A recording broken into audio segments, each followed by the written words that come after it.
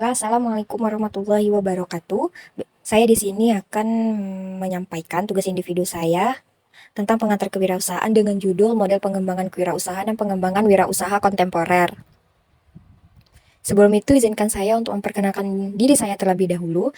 Nama saya Sinta Wahyuni yang berkuliah di Universitas Negeri Padang, Fakultas Bahasa dan Seni dengan program studi Sastra Indonesia. NIM saya 23017024.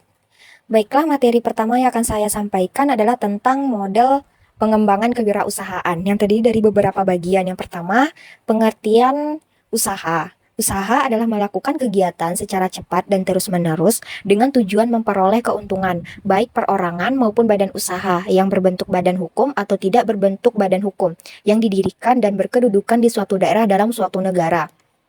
Yang kedua adalah tahapan pengembangan usaha.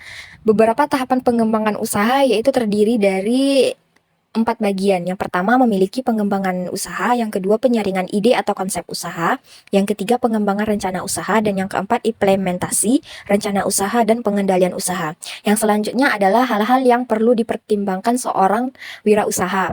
Kemajuan terjadi lebih lambat dari yang diantisipasi, serta batas aman yang mencukupi dalam menyiapkan jadwal yang penting. Yang keempat yaitu teknik pengembangan usaha yang terdiri dari beberapa bentuk. Yang pertama, perluasan skala usaha, menambah kapasitas mesin, tenaga kerja, serta tambahan jumlah modal untuk investasi. Yang kedua, menambah jenis barang atau jasa yang dihasilkan. Dan yang ketiga, menambah lokasi usaha di tempat lain.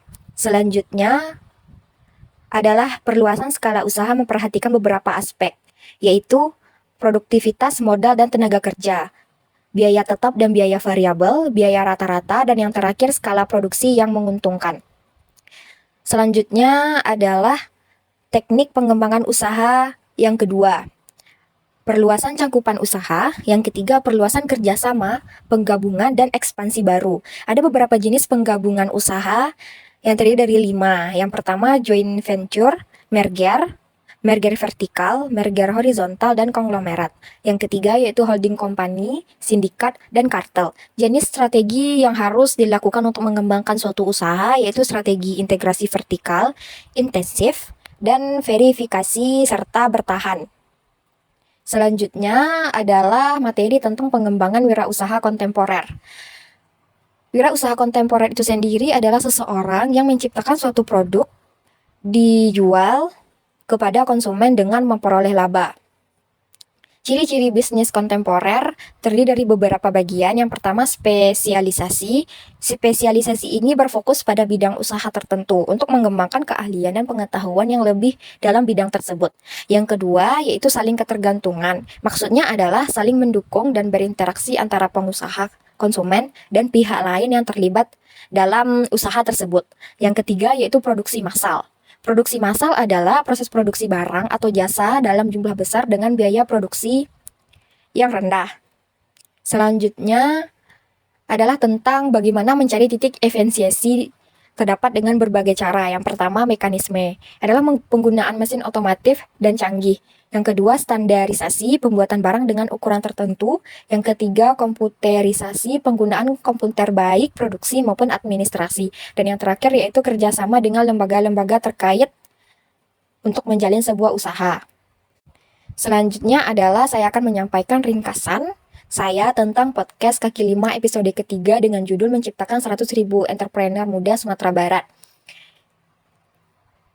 Narasumber kali ini yang diundang adalah Insinyur Audi Junaidi, SPT MSCMM IPM ASEAN English, seorang pengusaha sukses wilayah timur Indonesia seperti Papua dan juga Makassar. Bahkan beliau yang memiliki keahlian di bidang pertanian dan pertambangan, serta juga manajemen bisnis ini menjabat sebagai Chairman of Perkasa dan Lintas Agro Group.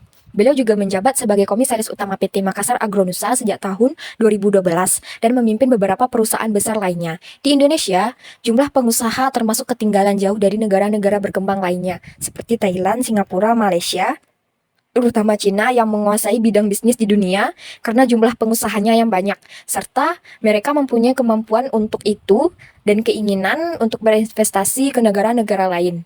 Karena itulah untuk mendukung perekonomian nasional, kita membutuhkan 3,5% sampai 4% jumlah penduduk yang menjadi seorang pengusaha. Untuk bisa mencapai hal tersebut, harus adanya peningkatan orang yang berkreasi, berinovasi, dan kreatif dalam membuat sebuah usaha. Agar bisa menciptakan 100.000 entrepreneur muda di Sumatera Barat, yaitu dengan menggunakan cara mengubah mindset hidup, melatih skill yang dipunya, dan melakukan tahap demi tahap untuk menjadi seorang pengusaha yang sukses. Salah satu langkah yang dilakukan Pemprov Sumatera Barat adalah membuat aplikasi F yang bisa diakses oleh seluruh masyarakat, serta melakukan sosialisasi ke beberapa universitas. Lalu aplikasi F itu berisi tentang segala hal yang terkait untuk pelayanan masyarakat Sumatera Barat. Contohnya seperti lapor grup, update tentang kebencanaan, COVID-19, informasi mengenai entrepreneur, dan informasi lainnya. Pengaruh terbesar untuk seorang entrepreneur adalah lingkungan sekitar. Kalau ingin mengembangkan jiwa entrepreneur di kalangan mahasiswa, seharusnya yang mengajar juga diperhatikan, jangan hanya seorang dosen, tapi juga sekaligus seorang pengusaha yang bisa memberikan motivasi dan inovasi langsung kepada mahasiswa.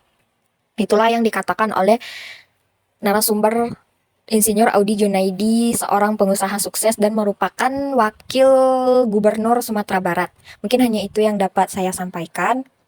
Wabillahi taufiq wal hidayah. Wassalamualaikum warahmatullahi wabarakatuh.